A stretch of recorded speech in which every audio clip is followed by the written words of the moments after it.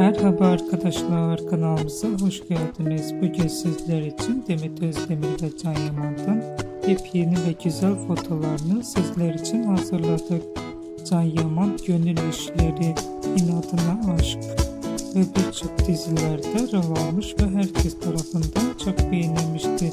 Biz de sizler için Can Yaman'dan en güzel ve en özel fotolarını hazırladık. Bu videoların devamı gelmesini istiyorsanız kanalımıza abone olun.